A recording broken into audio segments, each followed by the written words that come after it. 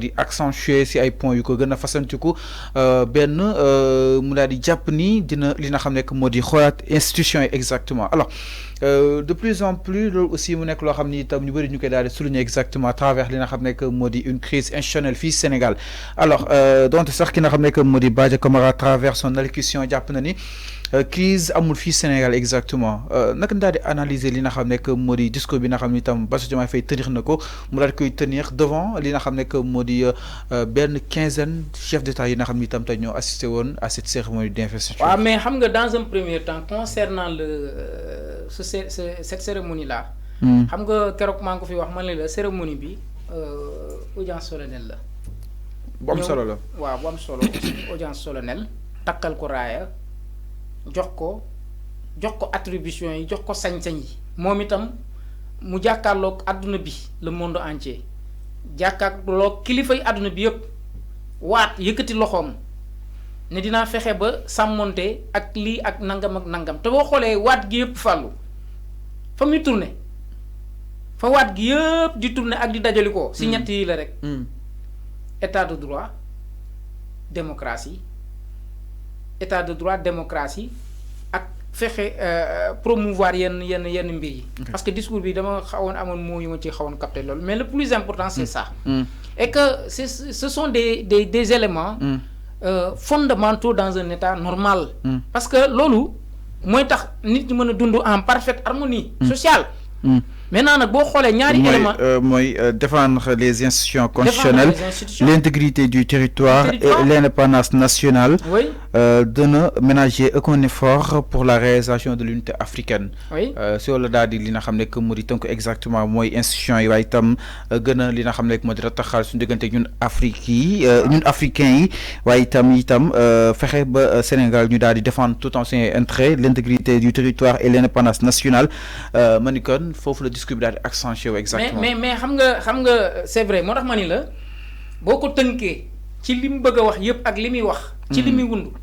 weesuwul état de droit weesuwul démocratie xam nga moom boo xoolee ba ci discours bi mu prononcé moom Bassirou mi ngi wax waxu démocratie une démocratie renforcée la wax na ci waxu une justice indépendante wax na ci waxu tolérance solidarité wax na ci dem na ba rendre compte xam ni sénégalais yi ñoo bëgg un changement sénégalais yi voté ak moom ñoo bëgg un changement systématique léegi nga jàngat xam ni ñoom loolu la ñu jaay sénégalais yi aussi une justice juste loolu la ñu jaay sénégalais yi c'est le projet de Pastef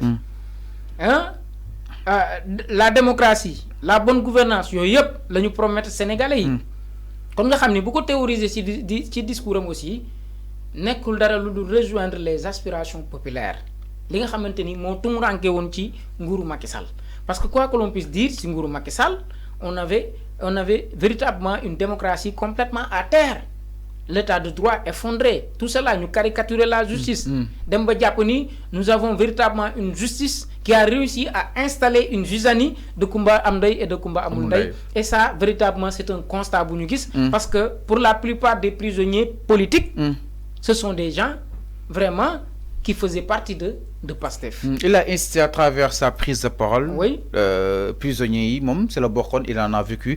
Même qui n'a pas que Modi Bassirou Diomaye Faye, étant d'autres Japonais, pendant des années persécutés, pendant des années, pendant la liberté, de penser à que liberté d'expression, ça donc manqué exactement là. Mais c'est une réalité. Il a suivi par rapport à juste non attaqué Japon Kofi pendant li nga xamné que Modi c'est 1 an d'emprisonnement bi nga xam nga man maa bëggul dem de façon très large ci li mu wax. moo tax ma résumé ko ma ne la discours am bi yëpp. génnul loolu. génnul état de droit génnul démocratie parce que buy wax ni il a été persécuté par le régime en place. avec même autant de prisonniers politiques ak yeneen ak yeneen. yooyu yëpp ci démocratie la boo kiiwee duggee ci démocratie bi rek dafay ramasser lépp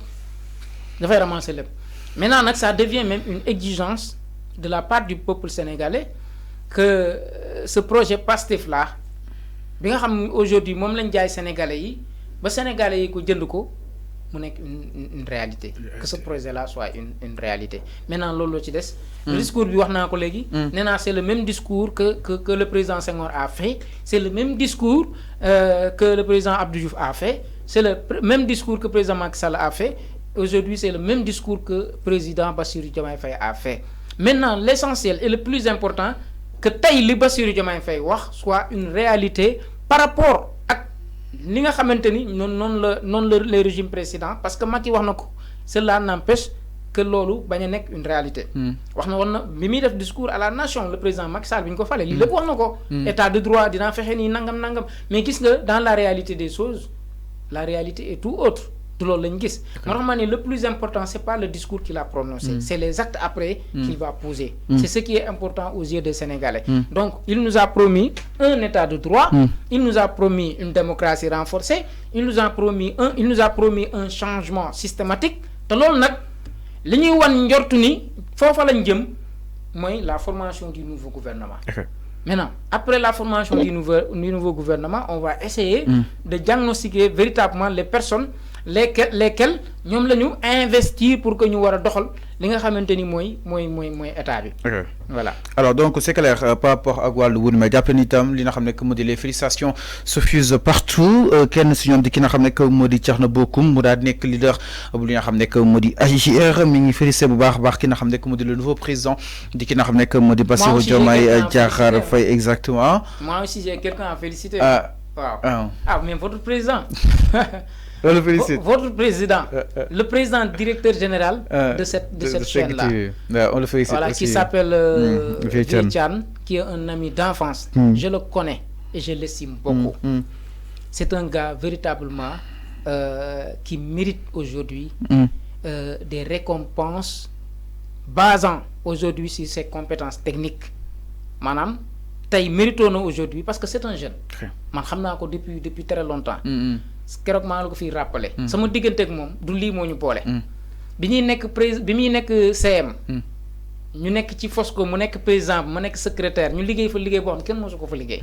te lépp nag ci ay directives am. Donc aujourd'hui il est avec la coalition Diomaye présidentielle et il a apporté quand même quelque chose. Donc tey gagné nañ te def na ay effort dellu na fa mu dëkkoon muy Richard Toll. gis naa liggéey bu mu fa def. ba yàlla may leen ndam. Donc éducation.